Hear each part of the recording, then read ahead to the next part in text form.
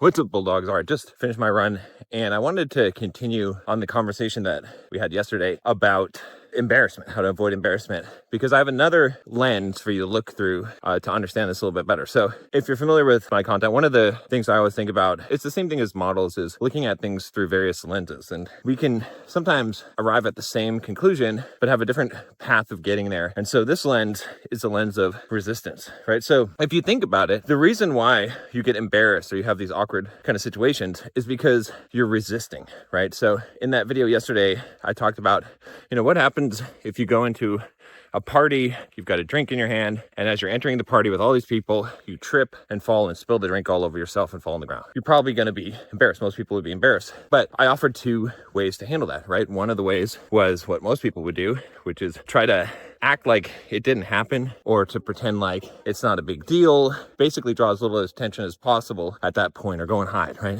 Whereas the other solution I offered to you was to make a bigger deal of it, to pour the drink on your head, to ask someone to give you a hand. Hey, what are you guys doing? Come help me get up here. Didn't you see I just fell down and spilled a drink on myself? That's embarrassing, right? To call it out. But another way of looking at that second approach that might make it click a little better is that you're not resisting, right?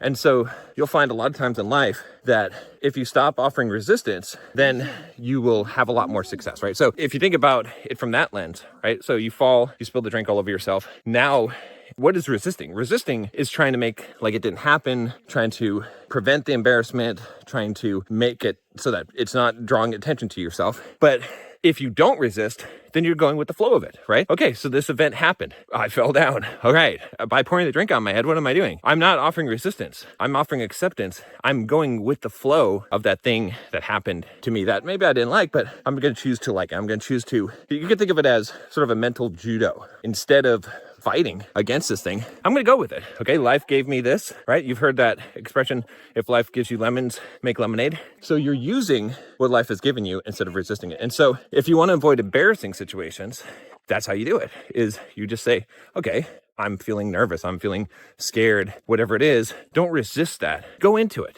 Allow it to be. Don't resist it. And what you'll find is that when you don't offer resistance, many of these things will actually dissolve and go away. It's the resistance that we offer that causes us the turmoil and causes us the strife and the conflict in our lives. And you could apply this in many, many areas. This is especially important when you're dealing with people, conversations, right? Verbal judo, right? This idea that when someone says something, just agree with them. Right? You can offer an alternative, but first agree with them, first confirm. Don't resist what they're saying. They're expressing what is their opinion, their viewpoint. It might be uneducated, but it's based on their personal experience. So it's valid. So allow that to be valid, right? When you're dealing with women, man, emotional validation, this is what it's about. It's about not offering resistance.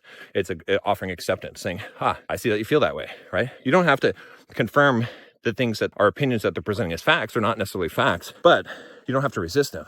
You can acknowledge, oh yeah, that's true. You feel that way. If I were you, I would probably feel that way, right? Dale Carnegie, How to Win Friends and Influence People, talks about this. All right, so this is a super, super important concept.